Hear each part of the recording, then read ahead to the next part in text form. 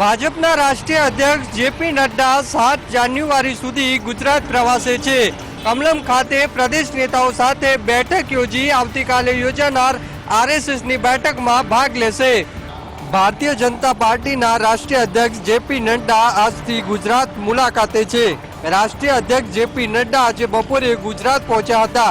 ભાજપના રાષ્ટ્રીય અધ્યક્ષ જેપી નડ્ડા એરપોર્ટથી સીધા ભાજપ પ્રદેશ કાર્યાલય ખાતે પહોંચ્યા હતા, જ્યાં અહીં યોજાયેલ બેઠકમાં ગુજરાત ભાજપના નેતાઓની હાજરી જોવા મળી। ખાસ આગામી ચૂંટણીઓને અનુલક્ષીને કેટલીક બાબતો પર પ્રકાશ જેપી નડ્ડાએ પાડ્યો છે। ઉપરાંત જેપી નડ્ડા આવતીકાલે યોજાનારી આરએસએસની સમન્વય બેઠકમાં પણ ભાગ લેશે। દર વર્ષે યોજાતી આરએસએસની સમન્વય બેઠકમાં સરસંઘ સંચાલક મોહન ભાગવતની સાથે અનેક મહાનુભાવો ઉપસ્થિત રહેશે।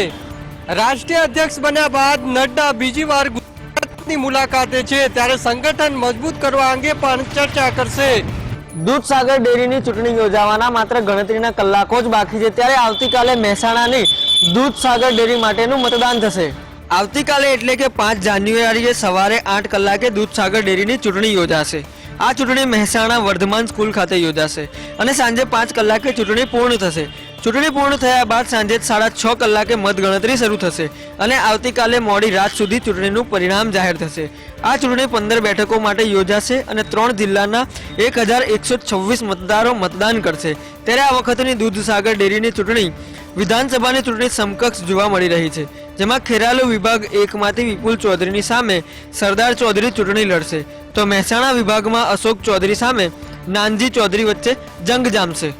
તો કોંગ્રેસ પાર્ટી વિપુલ ચૌધરી સાથે છે અને સીજે ચાવડાએ કહ્યું કે ચૂંટણી આવતા જ વિપુલ ચૌધરીને ખોટી રીતે ફસાવવાનો પ્રયાસ થઈ રહ્યો છે, તો જોવાનું એ રહેશે કે મતદારો કોને પસંદ કરે છે। વિપુલ ચૌધરી સમર્થિત 2 દૂધ મંડળીના સભ્યોને ચૂંટણી લડવા માટે હાઈકોર્ટે મંજૂરી આપતા સમર્થકો અને ઉમેદવારોમાં ખુશીનો માહોલ જોવા મળ્યો હતો। મહેસાણા દૂધસાગર ડેરીની ચૂંટણીને માત્ર હવે ગણતરીના કલાકો બાકી રહ્યા છે। દૂધસાગર ડેરીની ચૂંટણી પહેલા હાઈકોર્ટે દસાવાળા એકતા મહિલા દૂધ ઉત્પાદક સહકારી મંડળી અને નાગ વાસણ દૂધ ઉત્પાદક સહકારી મંડળીના પ્રતિનિધિને ચૂંટણી લડવા મંજૂરી આપી છે।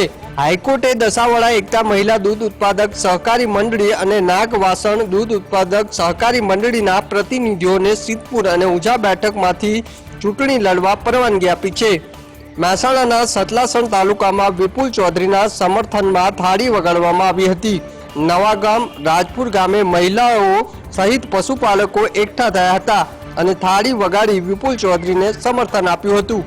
બંને દૂધ ઉત્પાદક મંડળીઓના ઓડિટ વર્ક પર હાઈકોર્ટે સ્ટે મૂકતા બંને દૂધ મંડળીઓના સમર્થકોમાં ખુશી જોવા મળી હતી। સુરત ડિસ્ટ્રિક્ટ બેંકની ચૂંટણી પહેલા જ ભડકા જેવો માહોલ જોવા મળી રહ્યો છે। ભાજપની યાદી સામે જ ભાજપમાં વિરોધ હોવાના વંટોળો સામે આવી રહ્યા છે। સુરત ડિસ્ટ્રિક્ટ કોઓપરેટિવ બેંકની ચૂંટણીને લડવા ધારાસભ્યોની લાઈન લાગી ગઈ છે। બેંકની સુરત અને તાપી જિલ્લામાં 111 શાખા છે અને 9100 કરોડ રૂપિયાનો વહીવટ કરવા ધારાસભ્યોને રસ લાગ્યો છે। ત્યારે દીપક પટેલ અને ભરત પટેલે ભાજપે બારડોલી બેઠક ઉપરથી ઉમેદવાર તરીકે જાહેર કર્યા હતા, જેમને ભાજપની પેનલમાંથી અળંગ કરાયા છે। એટલું જ નહીં, ડિસ્ટ્રિક્ટ બેંકની ચૂંટણીમાં ભાજપના ધારાસભ્યને હરાવવા ભાજપના જ નેતાઓ ઉમેદવારી નોંધાવી છે। ભાજપના ઓલપાડના ધારાસભ્ય મુકેશ પટેલને હરાવવા માટે પૂર્વ ધારાસભ્ય ધનસુખ પટેલે ફોર્મ ભર્યું હતું। વિધાનસભાની ચૂંટણી લડનારા હવે ડિસ્ટ્રિક્ટ કોઓપરેટિવ બેંકની ચૂંટણીમાં ઝંપલાવી રહ્યા છે। ત્યારે બારડોલી બેઠકની યાદી માટેની જે જંગ છે તે સામે આવી છે, તો બીજી તરફ વહીવટની ચાવી કોને મળશે તે માટે પણ જંગ શરૂ થઈ ગઈ છે। ગાંધીનગરના મેયર દ્વારા ગેરકાયદે બાંધકામ કરાયું હોવાના કોંગ્રેસના કોર્પોરેટરે આક્ષેપ કર્યા છે, જ્યારે આ મામલે કમિશનરને રજૂઆત કરાઈ છે। ગાંધીનગર મનપાના મેયરના ગેરકાયદેસર બાંધકામ મામલે કમિશનરને રજૂઆત કરવામાં આવી, જેમાં કોંગ્રેસના 15 કોર્પોરેટર દ્વારા કમિશનરને રજૂઆત કરવામાં આવી હતી, જેમાં જણાવવામાં આવ્યું કે મેયર દ્વારા ગાંધીનગરમાં ગેરકાયદે બાંધકામ કરવામાં આવી છે અને આ અંગેની અગાઉ અનેકવાર રજૂઆત છતાં કાર્યવાહી ન થતા કમિશનરને રજૂઆત કરવામાં આવી છે। ત્યારે કોંગ્રેસના કોર્પોરેટર પિંકી પટેલે કમિશનર પર આક્ષેપ કર્યા છે અને કહ્યું કે કમિશનર મેયરનો ગેરકાયદેસર બાંધકામમાં સહકાર કરી રહ્યા છે। આ સાથે મેયર દ્વારા સેક્ટર 11માં ગેરકાયદેસર બાંધકામ કરાયાનો ઉલ્લેખ સાથે કરાયો હતો। હવે આ આક્ષેપ બાદ જોવાનું એ રહેશે કે મેયર સામે કડક કાર્યવાહી કરવામાં આવશે કે નહીં। ગાંધીનગરમાં એલઆરડી પુરુષ ઉમેદવારોએ ભરતીમાં પુરુષો સાથે અન્યાય થયાના આક્ષેપ સાથે પ્રદર્શન કર્યું હતું, જેમાં 200 જેટલા ઉમેદવારો બેનરો દ્વારા સૂત્રોચ્ચાર કરીને પ્રદર્શન કરી રહ્યા હતા. અનેક રજૂઆતો છતાં પરિણામ ન આવતા ઉમેદવારોએ રોષે ગાંધીનગરના સેન્ટ્રલ વિસ્ટા ગાર્ડન ખાતે પુરુષ ઉમેદવારોએ આ સમગ્ર ધરણા કાર્યક્રમ યોજ્યો હતો અને મંજૂરી વગર જ ધરણા કરતા પોલીસે અટકાયત પણ કરી હતી. ત્યારે આ મામલે લોકરક્ષક દળની ભરતીને સંપૂર્ણપણે ફરીથી કરવા 187 ઉમેદવારોએ હાઈકોર્ટમાં રીટ કરી છે.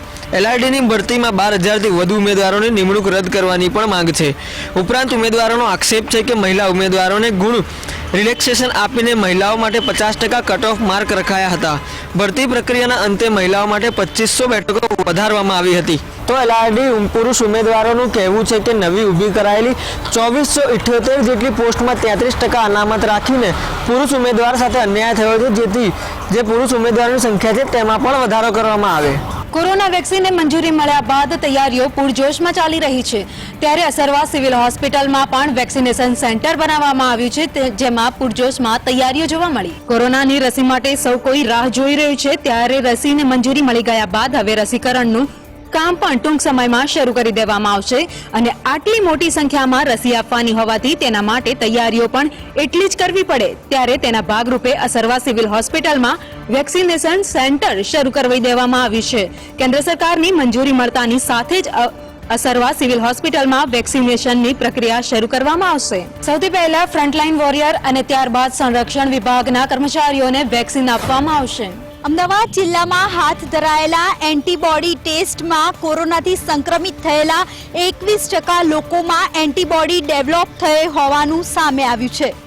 અમદાવાદ જિલ્લામાં 2900થી વધુ લોકો પર એન્ટીબોડી ટેસ્ટ કરવામાં આવ્યો છે, જે પહેલા સંક્રમિત થઈ ચૂક્યા છે. તેવામાં તમામ લોકોમાંથી 440થી વધુ લોકોમાં એન્ટીબોડી ડેવલપ થઈ હોવાનું સામે આવ્યું છે. એટલે કે તેની ટકાવારી 21.71% જેટલી થવા જાય છે. આમ જે 78%થી વધારે લોકો જેમનામાં એન્ટીબોડી ડેવલપ નથી થઈ તે લોકોએ ખાસ વેક્સિન મુકાવી જોઈએ તેવું ડોક્ટર સલાહ આપે છે. માત્ર અમદાવાદ જિલ્લામાં 3919 કેસ અત્યાર સુધી નોંધાયા છે. તેવામાં હાલમાં દિવસના માત્ર 5 કેસ નોંધાતા અહીં સંક્રમણ કાબૂમાં હોય તેવું જણાવાઈ રહ્યું છે.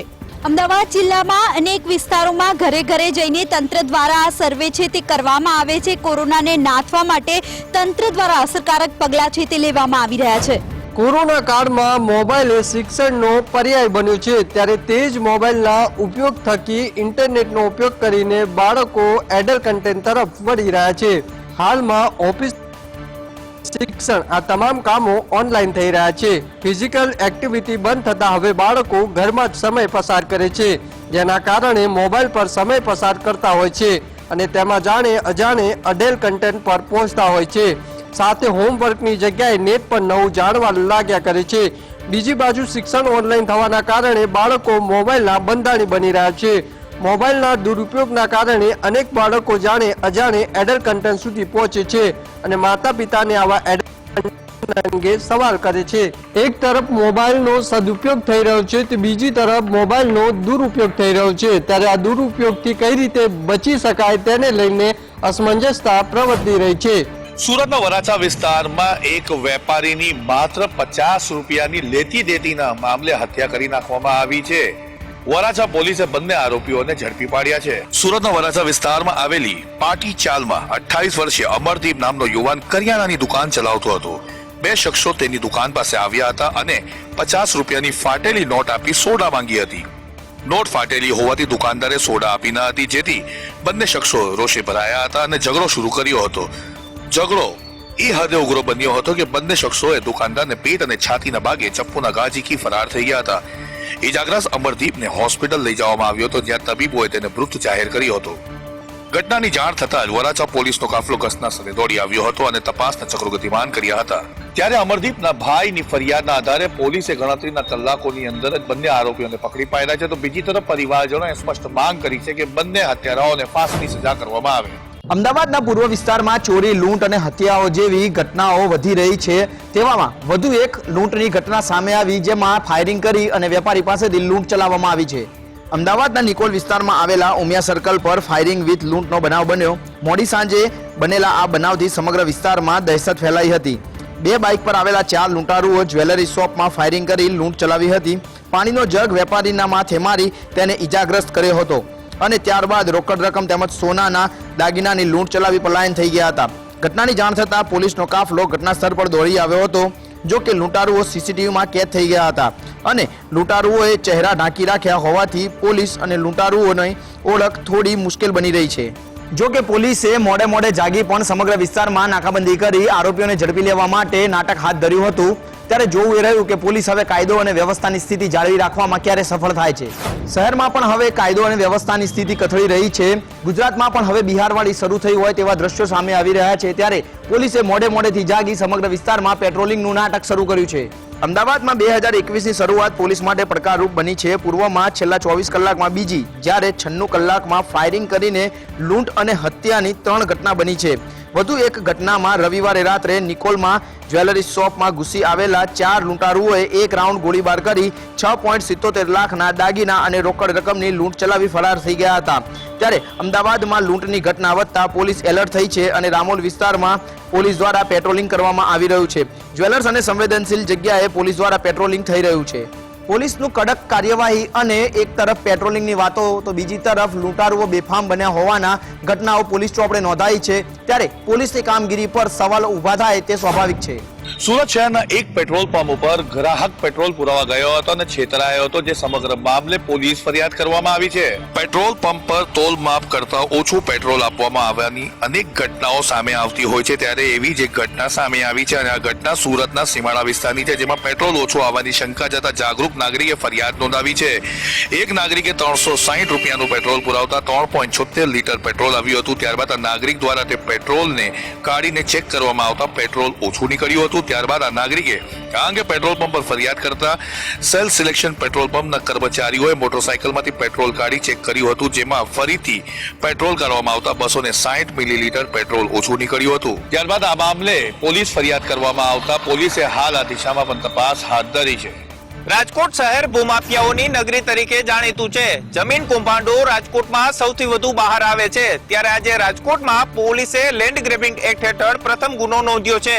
રાજકોટમાં લેન્ડ ગ્રેબિંગ પ્રોહિબિશન એક્ટ હેઠળ ફરિયાદ નોંધવામાં આવી છે. તાલુકા પોલીસ મથકે 9 લોકો સામે ગુનો નોંધવામાં આવ્યો છે. કોંગ્રેસના આગેવાન કનકસિંહ જાડેજા, મહેન્દ્રસિંહ જાડેજા, મહાવીરસિંહ જાડેજા સહિત 9 લોકો સામે ફરિયાદ નોંધાઈ છે. પોલીસે કનકસિંહ અને મહેન્દ્રસિંહની ધરપકડ કરી છે.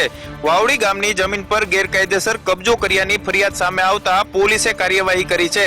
તો કોંગ્રેસ આગેવાનોએ પોલીસ કમિશનરને રજૂઆત કરી છે. કોંગ્રેસનો આરોપ છે કે ભાજપના ઇશારે પોલીસ કામ કરી રહી છે અને પોલીસે કિનાખોરી રાખી ગુનો નોંધ્યો હોવાનો કોંગ્રેસે આરોપ લગાવ્યો છે. આ મામલે પોલીસે 2 આરોપીની અટકાયત કરી તપાસ હાથ ધરી છે. ગઈકાલે રાજકોટ જિલ્લા બાદ આજે શહેરમાં ગુનો નોંધાયો છે. ત્યારે સરકારે ભૂમાફિયાઓ સામે લાલ આંખ કરી છે.